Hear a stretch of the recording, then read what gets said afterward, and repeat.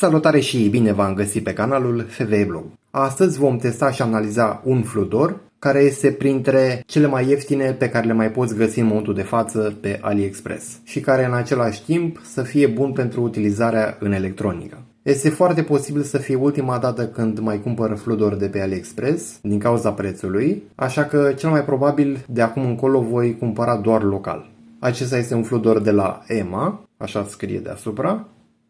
Greutatea totală cu tot cu rola de plastic este de 50 de grame. Văd că aici au uitat să bifeze că diametrul este de 0,8 mm. Compoziția este de 60% staniu și 40% plumb. O să afișez pe ecran și un tabel pe care l-am la îndemână. Nu este cine știe ce, dar în el se poate vedea punctul de topire exprimat în grade Celsius, în funcție de aliaj. Cel de față văd că are și flux, aproximativ 2%. Cam așa arată fludorul.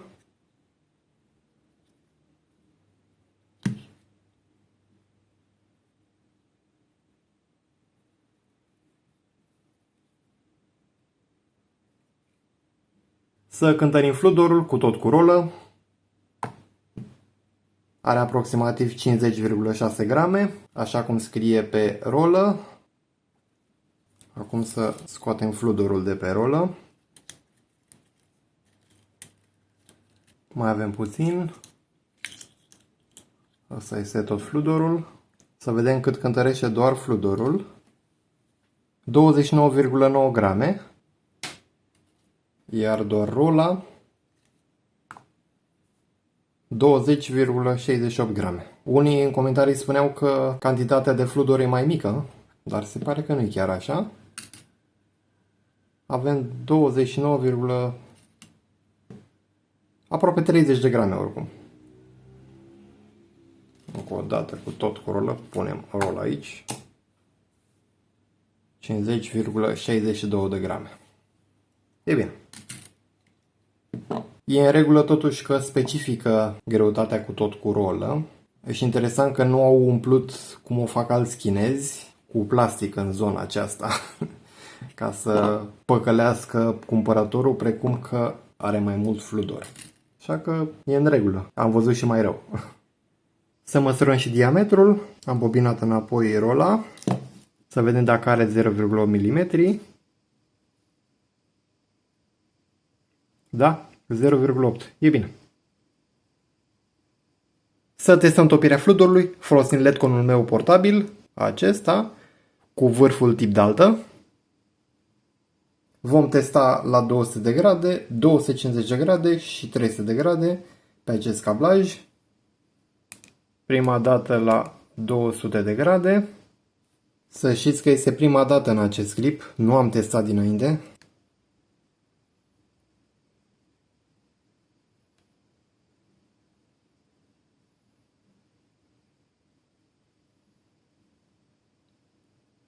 Mă aștept să se topească mai greu, mai ales că zona din cupru este destul de mare. Totuși e la 200 de grade. E un test dificil în cazul acesta.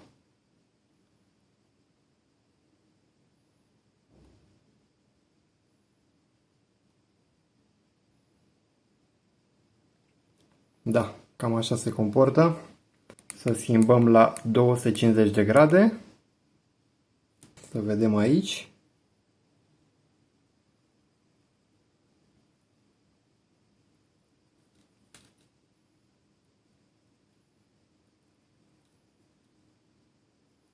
Da, e clar că se comportă mai bine.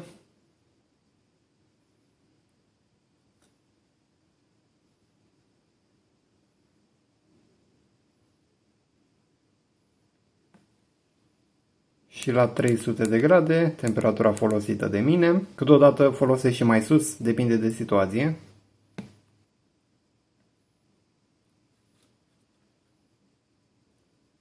Da, e bine.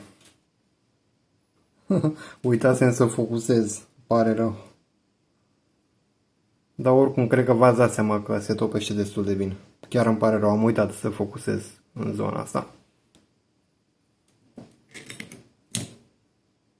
Să vă arăt mai aproape. Frige în zona aia. Cam acesta este comportamentul la 200 de grade, 250 și la 300.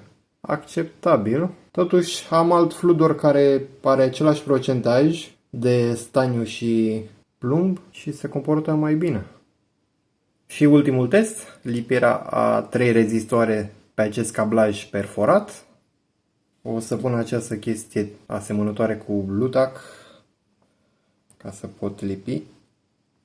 Să vedem comportamentul. La 300 de grade, bineînțeles.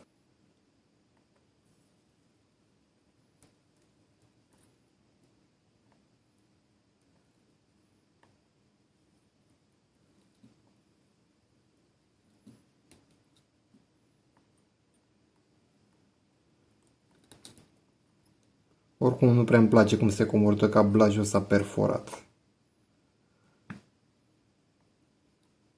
Nu prea e pe placul meu.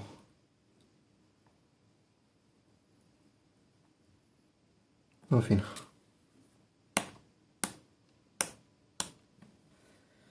Scoatem de aici să vedem de aproape. Nu sunt niște lipituri cine știe ce, nici eu nu mi-am dat silința să iasă ce trebuie. V-am spus că nu prea îmi place cablajul ăsta perforat. Deși l-am șters înainte cu alcool izopropilic, l-am degresat, dar oricum lipește bine. O să vă arăt și o filmare cu microscopul.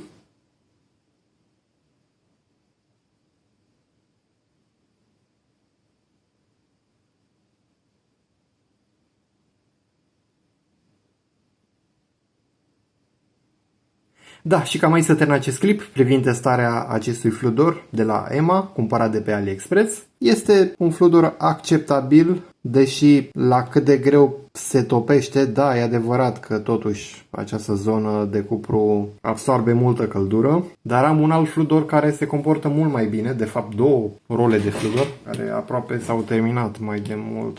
Nici nu știu dacă se mai găsește, mă refer la acesta de la Best și Cinel. Cinel se găsește, dar nu știu dacă se poate cumpăra așa ușor. Dacă ar fi să aleg între acesta și cel de la Best, aș alege pe cel de la Best.